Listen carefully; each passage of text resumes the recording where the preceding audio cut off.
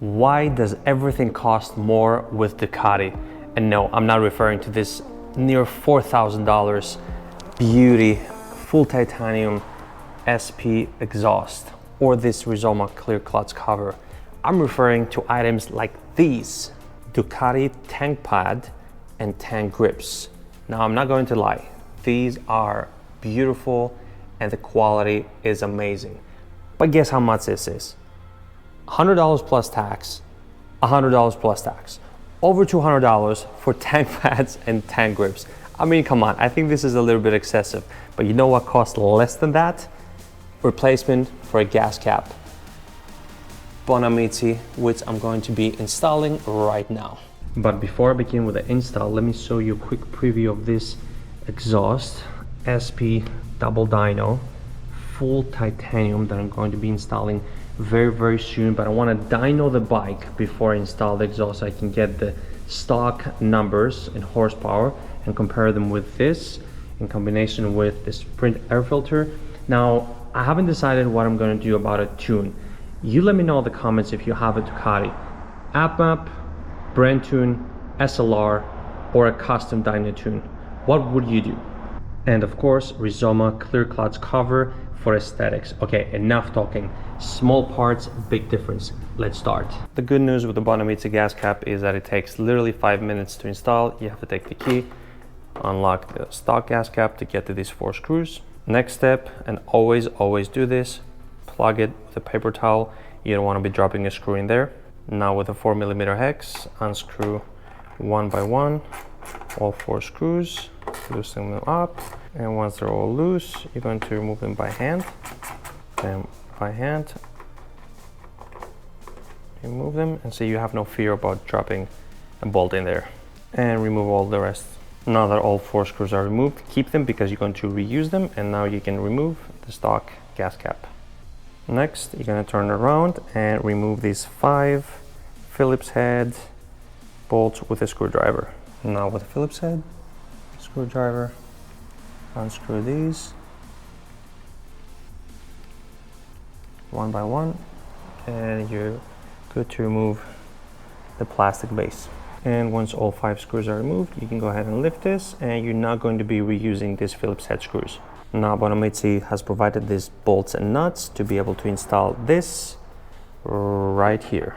Now you will have 5 of these sets, 1 bolt and 2 nuts, and each of these sets will go right here. First, we're going to place this nut in the hole right here, just like that over there. Next, we're going to place this oval shaped nut underneath and in here, just like that right there. Hold it in place while you insert the bolt right here. Make sure you screw it all the way in until it grabs both nuts and the nut over here. Now repeat the process for the rest of the 4. Now that all 5 screws are inserted with their nuts, place it back here and align these 4 holes so we can insert the 4 stock screws.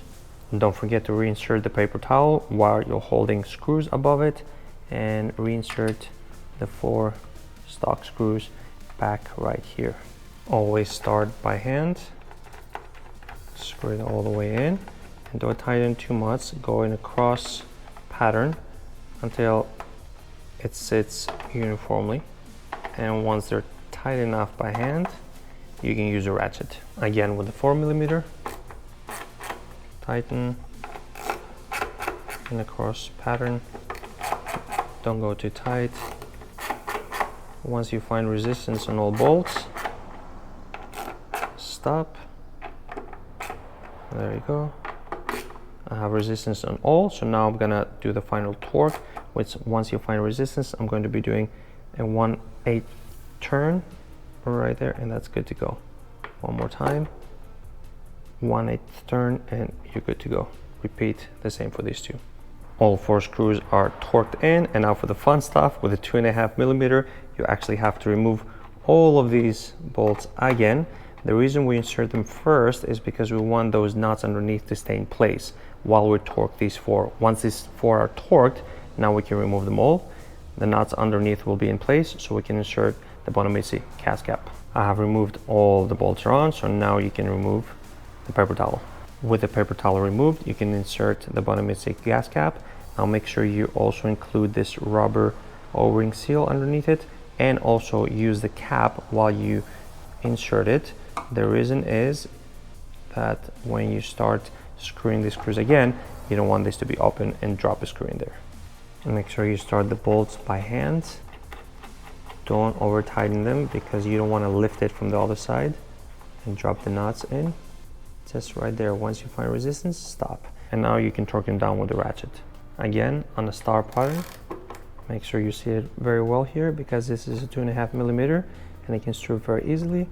Tighten them. Once you find resistance, stop. And go all the way around once you torque them all properly. All right, installed and good to go. Cap works. Let's see it. It looks perfect. Now, why I installed this? Well, two reasons for me. One is aesthetics. I think it looks gorgeous with a black color. And two, every time I go to the gas station, I hate that I have to take the key out, put in the OEM gas cap, unlock it, open it. It's also in the way of the pump and the hose for me to put the gas in, and it's very annoying.